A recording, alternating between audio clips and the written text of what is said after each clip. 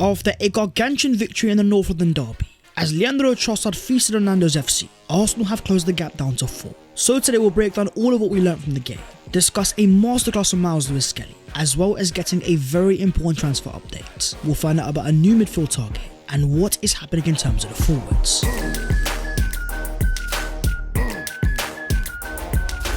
Yo, what is going on guys? My name is Baz14, welcome back to your boys channel and I hope you guys are doing sensational, especially after a North London derby victory. How can you not be? So as per, smash a like if you enjoy and subscribe to the channel if you are new. Help your boy on his road to 300,000 subscribers. But starting off with what we learned from the North London derby. In a game that was must win after 2 consecutive defeats, 2-0 down in the Carabao Cup, knocked out of the FA Cup. Against a Spurs side in mid-table, Nando's FC was there for the taking, so Arsenal had to feast, with a brand new front three of Raheem Sterling, Leandro Trossard and Kai Havertz. The rest of the team itself was strong, but the front three was uncertain. In come Raheem Sterling for the first time in the league since October, dropping a 7.1 rating on the right hand side, with 20 accurate passes and 7 of 13 ground duels won. Sterling won more duels and made more tackles than any player in the first half against Tottenham. It was far from a vintage performance, not to show that he is the long-term answer for Arsenal, but in a short term where Arsenal have next to no right wingers, having a player of Sterling's experience, thrived on the right hand side for a top Man City side. In a team that needs more pace and directness, Sterling offers a different profile. Always trying to be positive and take his man on, it gives the Arsenal attack urgency, a player that's able to be an outlet and get into goal scoring positions. But the star attacker was Leandro Trossard on the left hand side, dropping a 7.4 rating on one very important goal, with 2 successful dribbles and 1 big chance missed. The goal itself was fantastic, it was a beauty, followed by a cold celebration in front of the Spurs fans, and the performance itself was standout. From breaking Pedro Porro's ankles, with one of the dirtiest Cruyff turns I've ever seen, to thriving on the left hand side and consistently beating his man. That is now 18 goals for Leandro Trossard against the Big Six, 1 more than Eden Hazard, a player that scored 17 goals last season, now has 5 this year, and there's no denying he is now going to be very important. With Martinelli not catching form, no Bukayo Saka, there is more emphasis than ever on Leandro Trossard to not only be a starter for Arsenal, but to win Arsenal games. But we also have to talk about Kai Havertz playing as a striker, dropping a 5.9 rating, with another 2 big chances missed, 0 goals from next year of 0.4, and it sums up Havertz as a player. When it comes to arriving into the box in the right areas, his movement is fantastic, hence why he gets so many chances. While the lack of confidence in the last few games, where there is overthinking it and not being decisive, Havertz is always going to be a player judged on his numbers. He is not aesthetically pleasing. He can't beat his man like Eden Hazard, but he's meant to give you goal scoring opportunities. He may be Arsenal's top scorer this season, but there's a reason why fans want someone more ruthless. With 12 goals so far in all competitions, with the amount of chances Havertz is getting, he could have easily been on 20. But in this game where Arsenal had an XG of 1.64, Spurs 0.94, the stats were once again in our favour. Slightly more possession, 69% field tilts. As Declan Rice says though, we were unlucky that we didn't score 10 tonight. That's because the XG doesn't tell you the entire story. In terms of Arsenal arriving into the final third, turning the ball over in dangerous positions, we should have made a lot more bigger chances by simply making a better decision. Another example where Arsenal aren't quite Liverpool, we're not as decisive and instinctive in the final third. The one time we're actually decisive, Trossard goes and scores the winner. But if we're going to talk about decisive, we actually got to talk about a centre back. The box dominator Gabriel Magalhaes, dropping another 7.4 rating, with 3 clearances and 3 block shots, 3 out of 3 aerial duels won, and a major hand in the Arsenal goal, as Arsenal scored their 4th corner goal against Tottenham since the start of last season, the most of any team against an opponent in the Premier League. Not only was his set piece delivery insane, but notice Gabriel's movement, the dominance to find space and get to the ball, very much a centre forward-esque. Arsenal take a lot of time from the corners and it's all planned, with the idea of more time, giving more chance of the opposition losing concentration. The goal itself might have been an own goal, but for Gabriel he continues to be a threat against the Big Six. From goals against Chelsea, Liverpool, Spurs, City and United. Against Spurs in particular he thrives, having now made it 3 consecutive man of the match performances against Nando's FC. Across both games this season, he's made 10 clearances, won 7 duels, 7 touches in the opposition box, 5 blocks, 4 tackles, 2 interceptions, 2 shots and 1 goal, which could have easily been 2. The first real player to commit to Mikel Arteta's project, signed for a bargain of £30 million. In 2022-23, they talked about the Bozo gene. Fast forward to 2025 and there is no question. Gabriel has certified himself as one of the best centre-backs in the world, with even rival fans acknowledging that. This is a player that I see as a captain, a leader in the back that is so commanding, and is helped by a wonder kid next to him on the left-hand side. We are talking another masterclass of Miles Lewis-Skelly, a 7.0 rating, 2 clearances, 2 interceptions and 4 tackles, 5 of 7 ground duels, 94% of passes completed. In your first ever North London derby, you perform at that level. You bounce players off like nothing at the age of 18, then shushing the Spurs fans as going off. Hilton has produced a robot, a near perfect youngster with a flawless game that has won a whopping 83% of his ground rules in the Premier League this season, the best rates of any player in the league to have contested at least 20. If this guy goes for the ball, best believe he's going to win it. And as Declan Rice says perfectly, he's got that Musa Dembele trait, to use his body to get away from things. With England manager Thomas Tuchel in attendance, he would have surely been impressed, and with a lack of left-back options, it feels like a call-up is around the corner. But in the future, what I see here is a midfielder, composed in pressure and able to drive his team forwards, always progressive and positive with his passing. As confirmed by Sami Mokbel, with the potential exits of Thomas Partey and Jorginho, the door is set to open for Miles Lewis-Skelly for central midfield opportunities. Let's talk about the captain though, Martin Odegaard, who got an 8.0 rating, the highest of any Arsenal player with 1 assist, 4 key passes and 1 big chance created. He definitely should have scored, but it was a far better performance. The orchestrator and the Arsenal team dropping deeper, thriving in an environment that suits him best. He now has 58 goals and assists for Arsenal, 1 more than Santi Cazorla. And in terms of creativity with no Bukayo Saka, more emphasis on the captain to deliver. He has now created a whopping 14 chances in his last 2 games for Arsenal against United and Tottenham, as many as all his teammates combined over those 2 matches. The question now is more about the future though, with the reports about a potential new signing in Martin Zubimendi, the departure of Partey and Jorginho, but the remaining standout Declan Rice, who was on fire once again in this game. Zubimendi as a 6, Rice as a 8. Arsenal will have a metronome, an area which Odegaard already thrives in. Going into next year, I think there will be a lot of pressure for Odegaard to be more of a 10, score more goals and get more assists. With only 1 goal so far this season and 3 assists, those numbers will need to get better. But for Arsenal themselves, a gargantuan victory. Their 3rd consecutive win against Spurs. For the first time in the Premier League era, they have now gone a whopping 360 days without losing to a Premier League Big 6 team. And I understand that right now it's hard to give Mikel Arteta credit, but just cast your minds to where Arsenal were before he arrived. Barely drawing a Big 6 game. Forget about winning them. The game itself also showcased a difference in styles, where Arsenal beat Spurs in a more controlled manner, nullifying their team all 90. You compare that to Liverpool, who scored 6 past them, in a more end-to-end game, trusting more in their firepower. The title race is starting to develop, control versus chaos. As things stands, Liverpool remain top, but after drawing against Nottingham Forest, Arsenal have closed the gap down to 4, with Liverpool still having a game in hand.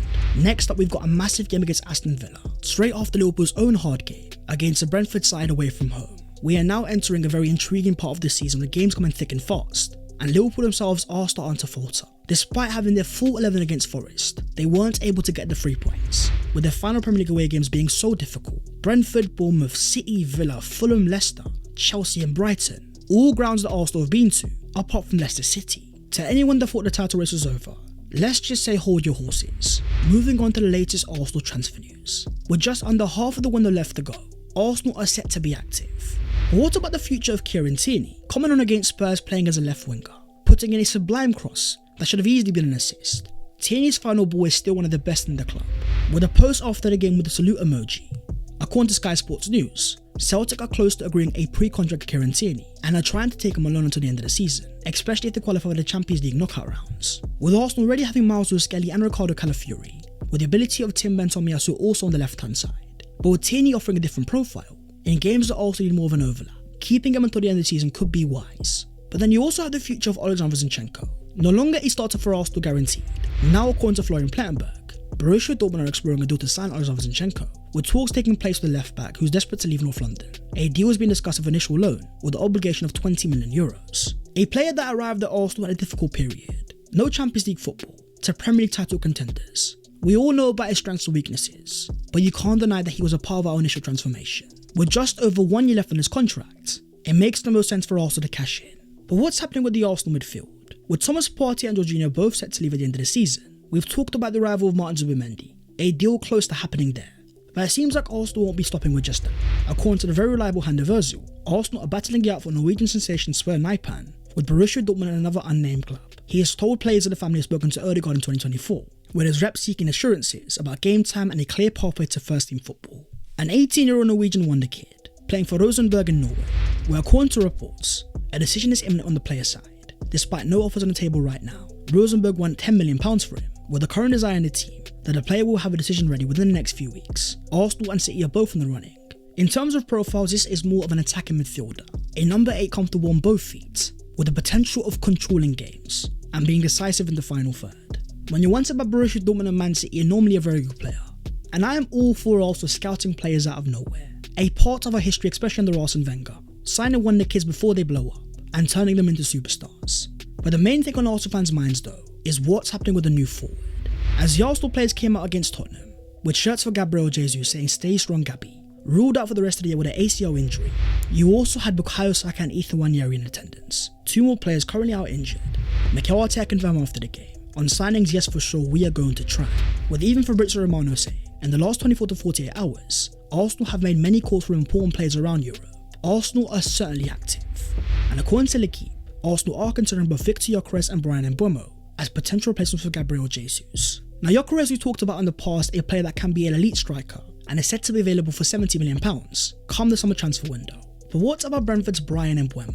An intriguing option that makes so much sense. As already confirmed by the reliable Florian Plettenberg, Bryan Mbeumo is on Arsenal's shortlist for a potential summer transfer, with the Gunners looking to strengthen the wing position. The Brentford star has just over 1 year left on his contract. A report once again confirmed by Plettenberg, this time with the eyes emoji. Even according to reliable Fabrice Hawkins, Arsenal have gathered a lot of information on Bryan Mbeumo, who could make a move this month.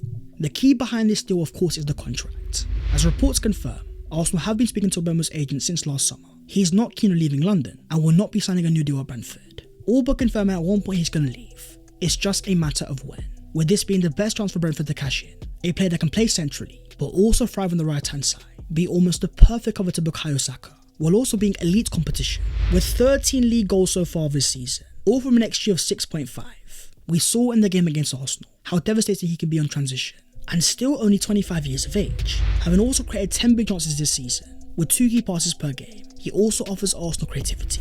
But according to Brentford manager Thomas Frank, there is no chance of Mbeumo leaving this month. Having already lost Ivan Toney in the summer, Brentford are not in a position to lose any more players. With Johan Wissa, another player that's thriving, who according to reports, is also on Arsenal's potential list of forwards. This is why we have to remind people that we are Arsenal Football Club. No team will ever want to lose their best player summer or January. It's more a matter of forcing the hand.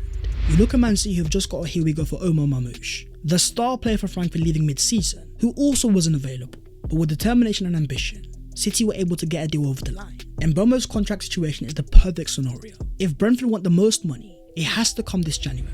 We've also got news on RB Leipzig's Benjamin Sesko, a star target from Arsenal back in the summer, who according to the reliable Sam C, Arsenal are in talks with RB Leipzig with Sesko, with Arsenal wanting it lower with an option, but Leipzig wanting money up front or an obligation. Arteta has spoken to Sesko on more than one occasion, which got a lot of Arsenal fans excited.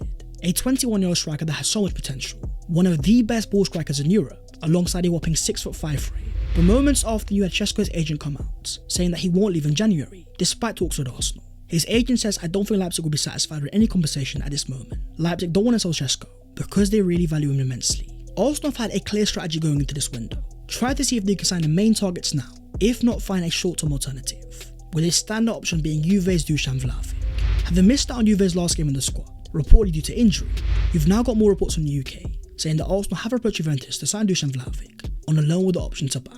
Having already signed Randall Koulibaly, Juve have already got a replacement, with Vlahovic looking to leave. On a short term, this makes a lot of sense. But with still no current sporting director, according to the Gunner blog, Arsenal are in the middle of a recruitment process for a new sporting director, working with an external recruiter. Arsenal have compiled a list of candidates, with interviews set to begin in earnest once the window is closed in February. The reason why that's intriguing is because of our recent news. Arsenal are closing into Martin Zubimendi of Real Sociedad, with the Gunner blog confirming the player has a £60 million release clause, but also prepared to pay slightly more if they can negotiate more favourable payment terms. The same club that also has the departing Roberto Alabe, a reported target for Arsenal's new sporting director, with the recent arrivals of Mikel Merino, the potential rival Martin Zubimendi, maybe even targeting Alexander Isak. As Sam Dean confirms, Alabe is thought to be among the potential candidates for the sporting director position at Arsenal. And with David Ornstein recently confirming, Mikel Arteta's power over transfers at Arsenal is growing and growing, it's very important that Arsenal are careful. Having seen it with Arsene Wenger at Arsenal, by giving an individual too much power, no matter how great he is, it can be a risky strategy. That's why I'm looking at our new sporting director, that even if Mikel Arteta was to depart, there would still be a stable system there. As much as we all rate Mikel Arteta, we can't forget this is Arsenal Football Club, not just purely Mikel Arteta. But that is the video there and there, so hopefully you guys have enjoyed. If you have, don't forget to smash a like and also subscribe to the channel if you are new. If you want to follow your boy on all of his social medias, then the links are down below in the description. But that was all of what we learned from Arsenal 2, Tottenham 1, alongside all of the latest Arsenal transfer news. Ahead of the final few weeks of the window, Arsenal need to sign a forward. I think we will sign one, and it's more a question of who would that player be. So as per my friends, stay tuned, take care, and I'm out.